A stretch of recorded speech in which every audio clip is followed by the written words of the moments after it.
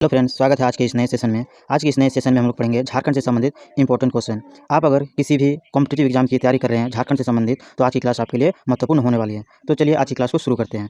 पहला सवाल है, झारखंड के रांची जिला से निम्न में से कौन सी देशांतर रेखा गुजरती है? तो आंसर हो जाएंगे 85 डिग्री। 85 डिग्री जो देशांतर रेखा है किस जिले से गुजरती है? रांची से गुजरती है। रांची जिला से गुजरती है 85 डिग्री अक्षांश रेखा। इसी के अलावा अगर सवाल पूछे फ्रेंड्स की झारखंड का सबसे उत्तरी अक्षांश किस जिले से गुजरती है, तो इसका आंसर हो जाएंगे साहिबगंज, क्योंकि साहिबगंज जो है झारखंड का सबसे उत्तरी राज्य है, इसलिए आंसर हो जाएंगे उत्तरी अक्षांश गुजरती है किससे? साहिबगंज से। इसके अलावा अगर पूछे फ्रेंड्स की झारखंड का सबसे दक्षिणी अक्षांश किस जिले से होकर गुजरती है, तो झारखंड के सबसे दक्षिण में जो स्थित जिला है वो हो जाएगा आंसर, यानी पश्चिमी सिंहभूम। झारखंड के सबसे दक्षिण में स्थित है पश्चिमी सिंहभूम, इसलिए झारखंड की सबसे दक्षिणी देशांतर रेखा किस से गुजरती है, तो आंसर हो जाएंगे पश्चिमी सिंहभूम। इसके ऑपोजिट डायरेक्शन में पूछा अगर फ्रेंड्स की झारखंड का सबसे पूर्वी देशांतर रेखा किस जिले से गुजरती है, तो झारखंड के सबसे पूर्वी में स्थित जिला हो जाएंगे पाकुड़, तो उसी से गुजरेंगे। झारखंड के सबसे पूर्वी देशांतर किस जिले से गुजरती है, तो आंसर हो जाएगा पाकुड़। और इसके अलावा अगर पूछे कि सबसे पश्चिमी अक्षांश रेखा किस जिले से गुजरती है, तो आंसर हो जाएंगे गढ़वा, क्योंकि झारखंड के सबसे पश्चिम में स्थित है जिला गढ़वा, इसलिए हो जाएंगे झारखंड की किस जिले से देशांतर रेखा गुजरती है, यानी पश्चिमी देशांतर रेखा गुजरती है, तो आंसर हो जाएंगे गढ़वा जिला। नेक्स्ट क्वेश्चन है, मौर्य काल में झारखंड के वैदिक व्यापारिक संपर्क की पुष्टि निम्न में से किस बात से होती है?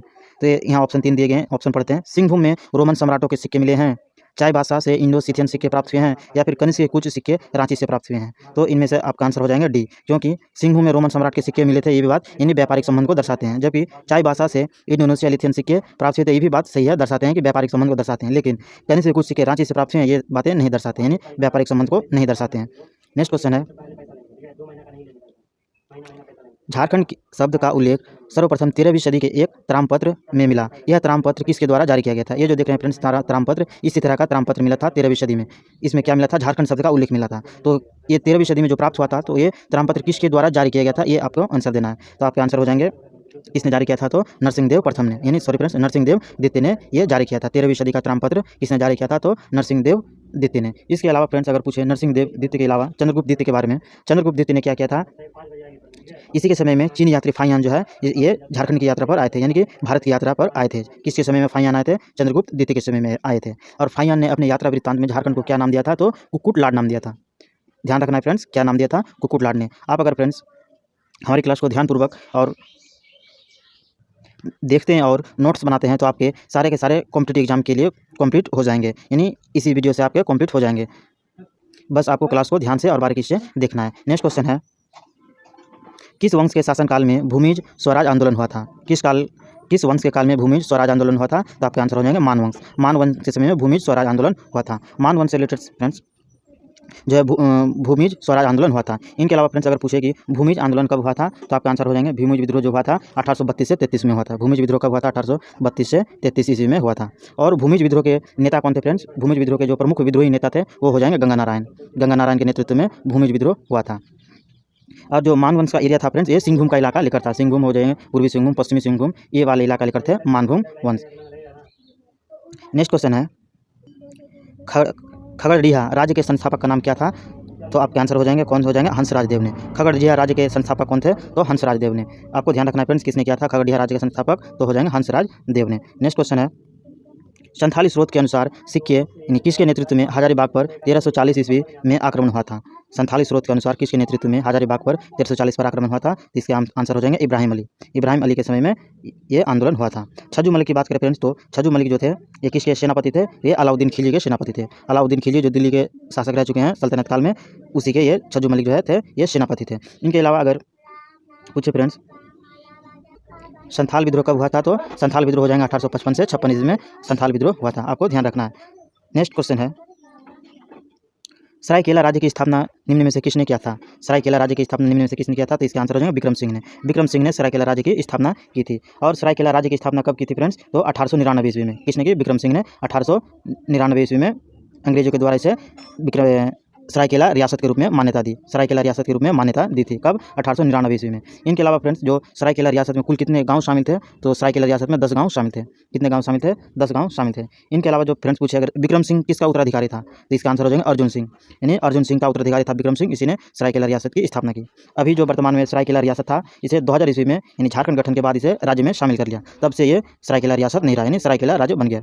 और ऐसे अगर फ्रेंड्स पूछे कि सरायकेला खरसावां जिले की स्थापना कब की गई थी, तो इसकी स्थापना की गई थी 2007 ईस्वी में। सरायकेला राज्य की स्थापना कब की गई थी? 2007 ईस्वी में। नेक्स्ट क्वेश्चन है, झारखंड में 1857 के विद्रोह को क्रम से सजाइए।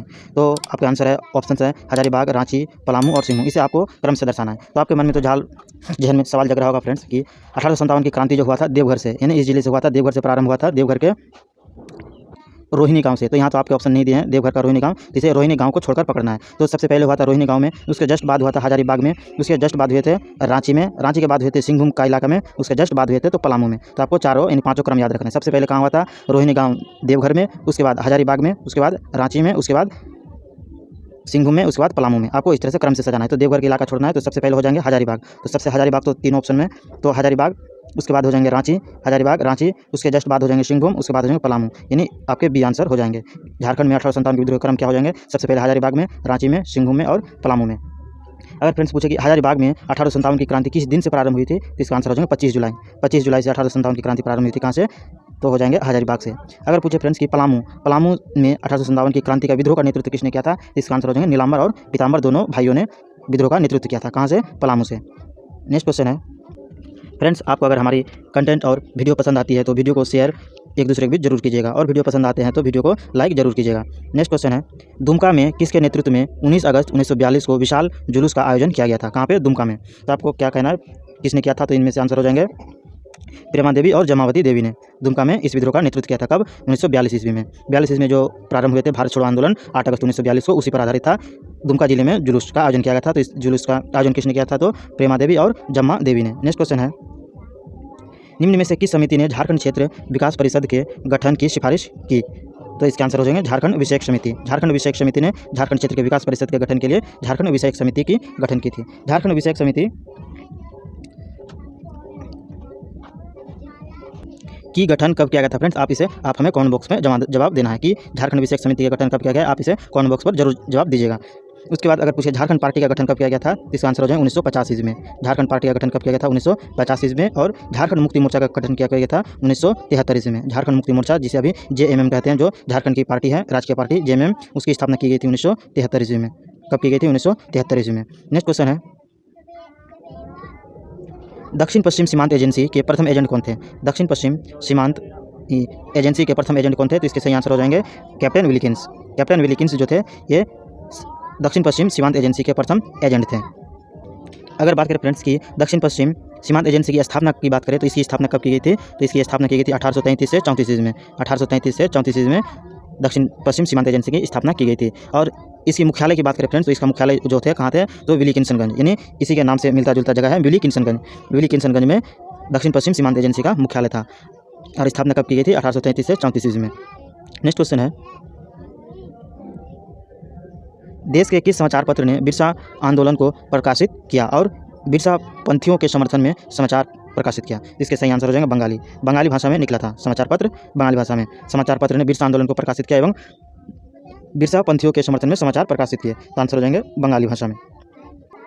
बंगाल गजट की बात करें फ्रेंड्स, तो बंगाल गजट जो है ये भारत का प्रथम समाचार पत्र है। बंगाल गजट जो है भारत का प्रथम समाचार पत्र है। और इसे कब प्रकाशन किया गया था? तो इसका आंसर हो जाएगा 1780 ईस्वी में इसका प्रकाशन किया गया था। 1780 ईस्वी में किसका प्रकाशित किया गया था? तो बंगाल गजट का। और बंगाल गजट की अगर बात करें फ्रेंड्स, तो इसने किसने प्रकाशित किया था? तो आंसर हो जाएंगे James Augustus Hicky. James Augustus Hicky ने बंगाल गजट का प्रकाशन किया था। नेक्स्ट सवाल है, 3 फरवरी 1900 ईस्वी को बिरसा मुंडा को निम्न में से किस स्थान पर पकड़ा गया था? बिरसा मुंडा जो फ्रेंड्स, जिसे धरती आबा के नाम से जाना जाता है, तो इसे याद रखना है कि 1900 ईस्वी में बिरसा मुंडा को निम्न में से किस स्थान पर पकड़ा गया था? इसका आंसर हो जाएंगे सिंहभूम से। सिंहभूम से पकड़ा गया था। 1900 ईस्वी में कहाँ से पकड़ा गया था? तो सिंहभूम से। दूसरी बार यह है फ्रेंड्स, यहाँ देखिए ईस्वी को ध्यान रखना है। 1900 ईस्वी में सिंहभूम से पकड़ा गया था। लेकिन अगर पूछे 1895 ईस्वी में कहाँ से पकड़ा गया था, यानी प्रथम जो हुआ था बिरसा मुंडा विद्रोह 1895 ईस्वी में, तो उस समय पकड़ा गया था कहाँ से? तो डुम्बारी पहाड़ से। डुम्बारी पहाड़ से पहली बार पकड़ा जाते हैं 1895, और दूसरी बार जो 1900 ईस्वी में पकड़े जाते हैं कहाँ से? सिंहभूम से। बिरसा मुंडा से रिलेटेड फ्रेंड्स एक बहुत महत्वपूर्ण सवाल पूछे जाते हैं, कई बार एग्जाम में पूछे भी गए हैं कि बिरसा मुंडा के बचपन का नाम क्या था? तो आंसर हो जाएगा दाऊद मुंडा। बिरसा मुंडा के बचपन का नाम क्या था? तो दाऊद मुंडा। आपको फ्रेंड्स सारे के सारे ऑप्शन से रिलेटेड सवाल किए जा रहे हैं फ्रेंड्स, तो आपको अगर वीडियो पसंद आती है तो वीडियो को शेयर जरूर कीजिएगा। नेक्स्ट क्वेश्चन है, निचली नदी घाटी एवं मैदानी क्षेत्र समुद्र तल से औसत ऊंचाई कितनी है? निचली नदी घाटी उस एरिया कहेंगे जो फ्रेंड्स जो झारखंड के दक्षिण का इलाका है, यानी सिंहभूम का इलाका जो है इसे निचली नदी घाटी कहेंगे। अब क्यों कहेंगे? यहाँ से जो आते हैं रांची के पठार से सोनरेखा नदी, इसलिए इसे कहेंगे नदी घाटी। और इस जगह पर अवस्थित है चाईबासा का मैदान, इसलिए इसे मैदानी क्षेत्र कहेंगे। चाईबासा का मैदान जो है इसलिए इसे मैदानी क्षेत्र कहते हैं। और निचली नदी घाटी का इसलिए कहते हैं क्योंकि सोनरेखा नदी गुजरती है। इसकी एवरेज ऊंचाई कितनी है फ्रेंड्स? तो औसत ऊंचाई हो जाएंगे इससे 150 से 300 मीटर। एवरेज ऊंचाई हो जाएंगे 150 से 300 मीटर। अगर पूछे फ्रेंड्स कि हजारीबाग का पठार और उत्तरी छोटा नागपुर का पठार, यानी उत्तरी हजारीबाग का पठार की एवरेज ऊंचाई कितनी हो जाएगी, इसकी एवरेज ऊंचाई हो जाएंगे 600 मीटर। यानी रांची पठार की एवरेज ऊंचाई हो जाएंगे कितने मीटर, 600 मीटर। इनके अलावा अगर पूछे पाट क्षेत्र जो है ये वाला एरिया, पाट क्षेत्र की ऊंचाई बोलेंगे तो 900 मीटर। यानी सर्वाधिक ऊंचाई वाला हो जाएंगे पाट क्षेत्र, सर्वाधिक ऊंचाई वाला हो जाएंगे पठारी क्षेत्र, पाट क्षेत्र। ऊंचाई कितनी हो जाएंगे, 900 मीटर। नेक्स्ट क्वेश्चन है, अजय नदी का अपवाह क्षेत्र कितना वर्ग किलोमीटर तक है। अजय नदी का अपवाह क्षेत्र कितना वर्ग किलोमीटर तक है, तो इसका आंसर हो जाएंगे कितना, 3612 वर्ग किमी तक। इसका आंसर हो जाएंगे 3612 वर्ग किमी तक अपवाह क्षेत्र किस नदी का, अजय नदी का। अजय नदी की अगर बात करें तो ये झारखंड के उत्तर पूर्वी राज्य से, यानी बिहार के मुंगेर से निकल कर आते हैं, बिहार के मुंगेर से निकल कर आते हैं और झारखंड होते हुए कहाँ पे मिलते हैं, तो भागीरथी पे, जहाँ होते हैं गंगा नदी, भागीरथी पे इसका मुहाना हो जाएंगे। यानी कि अजय नदी का मुहाना हो जाएंगे भागीरथी नदी, और आ रहे हैं कहाँ से, बिहार से। और अजय नदी जो है फ्रेंड्स किन किन जिलों में बहते हैं, तो अजय नदी जो है देवघर, दुमका और जामताड़ा में, देवघर, दुमका और जामताड़ा जिलों में बहते हैं। यानी झारखंड के 3 जिलों से बहती है अजय नदी। कितना अपवाह क्षेत्र, 3612 वर्ग किलोमीटर तक बहती है। गोवा जलप्रपात झारखंड के किस जिले में स्थित है, तो इसका आंसर हो जाएंगे चतरा। गोवा जलप्रपात किस जिले में अवस्थित है, तो आंसर हो जाएंगे चतरा जिले में अवस्थित है। ध्यान रखना है फ्रेंड्स, चतरा जिले में अवस्थित है। चतरा में इनके अलावा और अन्य भी जलप्रपात हैं फ्रेंड्स, जो जिनमें से तामासीन, डुमेर सुमेर जलप्रपात जो है चतरा में अवस्थित है। इनके अलावा अगर पूछे फ्रेंड्स हजारीबाग में कौन से जलप्रपात स्थित है, तो सूरजकुंड जलप्रपात अवस्थित है कहाँ पे, हजारीबाग पे। सूरजकुंड हो जाएंगे हजारीबाग में। कोडरमा में कौन से जलप्रपात है फ्रेंड्स, तो कोडरमा में सतवागन जलप्रपात अवस्थित है, कोडरमा में सतवागन जलप्रपात स्थित है।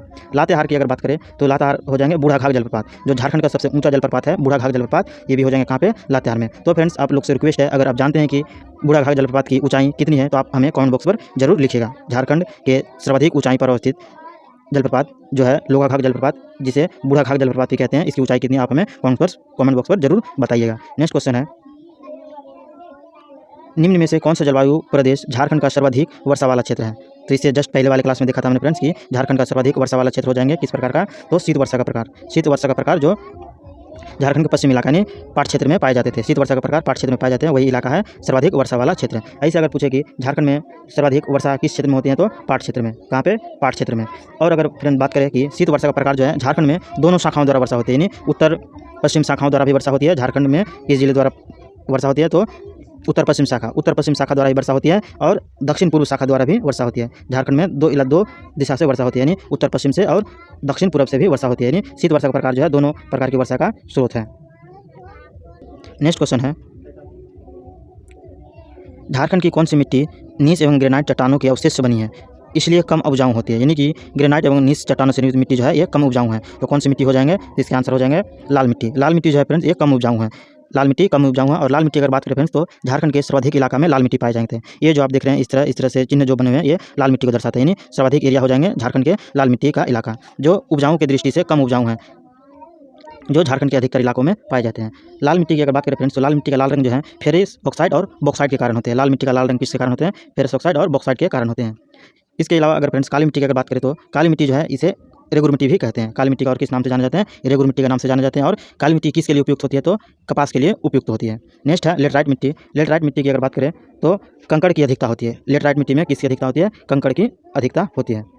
अगर फ्रेंड्स अभ्रक मूलक मिट्टी की अगर बात करें, तो अभ्रक मूलक मिट्टी जो है सर्वाधिक उपजाऊ मिट्टी है, लेकिन इसे कृषि योग्य नहीं माना जाता, क्योंकि कृषि करना इसमें मुश्किल है। अभ्रक मूलक मिट्टी तो उपजाऊ है, लेकिन इसमें कृषि करना थोड़ा कठिन होता है।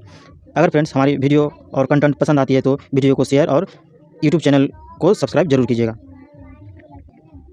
झारखंड में स्थित एकमात्र राष्ट्रीय उद्यान बेतला राष्ट्रीय उद्यान कितने वर्ग किलोमीटर में फैला हुआ है, तो इसका आंसर हो जाएंगे 237.67 सॉरी फ्रेंड्स, इसका आंसर हो जाएंगे 231.67 वर्ग किलोमीटर तक फैला हुआ है। ऑप्शन नंबर हो जाएंगे सी, 231.67 वर्ग किलोमीटर तक फैला हुआ है। बेतला राष्ट्रीय उद्यान की बात करें फ्रेंड्स, तो ये झारखंड का एकमात्र राष्ट्रीय उद्यान है जो राष्ट्रीय स्तर में मान्यता है। झारखंड का एकमात्र राष्ट्रीय उद्यान है, ये राष्ट्रीय नहीं है, राष्ट्रीय उद्यान है जो झारखंड में अवस्थित है। कौन सा उद्यान, बेतला राष्ट्रीय उद्यान। इनके अलावा फ्रेंड्स अगर बात करें कि बेतला राष्ट्रीय उद्यान की स्थापना कब की गई थी, तो बेतला राष्ट्रीय उद्यान की स्थापना कब की गई थी, 1986 में। बेतला राष्ट्रीय उद्यान की स्थापना कब की गई थी, 1986 में। और इसी उद्यान में फ्रेंड्स पहली बार बाघों की जनगणना की गई थी।